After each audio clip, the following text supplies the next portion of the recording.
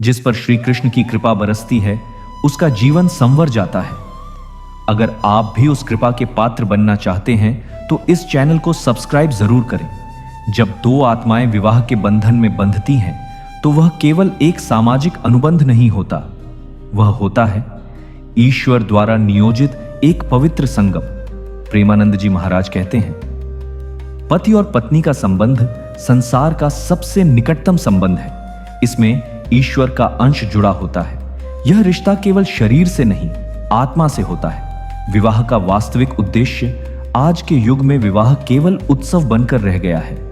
पर प्रेमानंद जी महाराज कहते हैं, जिस दिन पति पत्नी यह समझ लें कि वे एक दूसरे के दुख सुख के भागीदार हैं, उस दिन उनका घर ही वैकुंठ बन जाता है। विवाह का मूल उद्देश्य है आध्यात्मिक विकास, एक दूसरे को ईश्वर तक पहुंचने में सहायता देना। यह ऐसा संग साथ है जहां दोनों एक दूसरे को निखारते हैं, संभालते हैं और प्रभु की ओर बढ़ते हैं। पति को क्या करना चाहिए?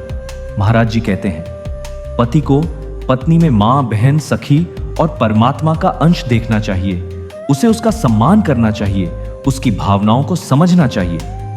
पति केवल परिवार का भरण पोषण करने वाला नहीं है, वह नेता नहीं, सेवादार है। पत्नी के साथ प्रेम से बात करे, उसे अपनत्व दे, उसकी आत्मा का सम्मान करे। जहां पत्नी रोज रोती है वहां ईश्वर कभी नहीं ठहरते, और जहां पत्नी स्नेह और हंसी में रहती है वहां लक्ष्मी स्वयं निवास करती है। पत्नी को क्या करना चाहिए? महाराज जी कहते हैं, पत्नी को पति में भगवान का अंश देखना चाहिए। उसे सम्मान देना, सेवा करना, यह उसका धर्म है।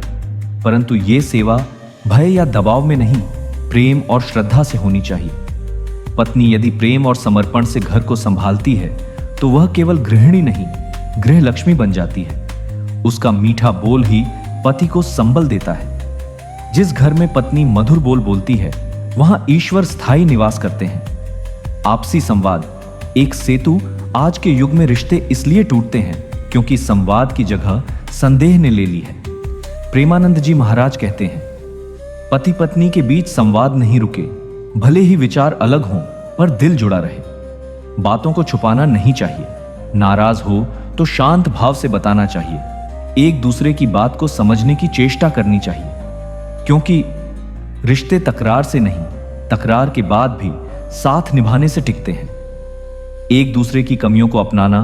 महाराज जी कहते हैं, अगर तुम अपने जीवन साथी की कमियों को देखकर दूरी बनाओगे तो समझो तुम प्रेम नहीं, सौदा कर रहे हो। सच्चा प्रेम वही है जो कमियों को सह लेता है और गुणों को बढ़ा देता है। पति पत्नी का और पत्नी पति का आईना हो, पर ऐसा आईना जो केवल चेहरा नहीं, आत्मा दिखाए।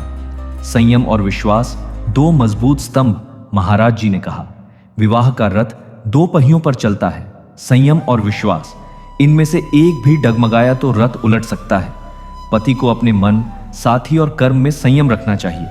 पत्नी को पति पर अटूट विश्वास होना चाहिए। इन दोनों गुणों से ही विवाह एक धार्मिक यात्रा बनता है। आध्यात्मिक जीवन, साथ चलना जरूरी। प्रेमानंद जी महाराज ने अनेक बार कहा, सिर्फ संसार के कामों में डूबे रहना विवाह नहीं है।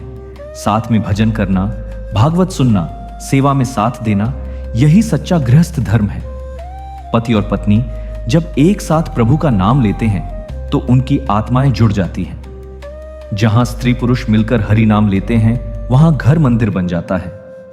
अंत में महाराज जी की एक अद्भुत बात है जो इस रिश्ते का सार है। पति पत्नी का संबंध ऐसा हो जहां शिकायतों की जगह प्रार्थनाएं हो, तकरार की जगह समझदारी हो और शरीर से पहले आत्मा का जुड़ाव हो। वही रिश्ता जीवन भर टिकता है। वही रिश्ता प्रभु के चरणों तक पहुंचाता है। वही रिश्ता प्रेम है, धर्म है और मुक्ति का मार्ग है। जय श्री राधे कृष्णा।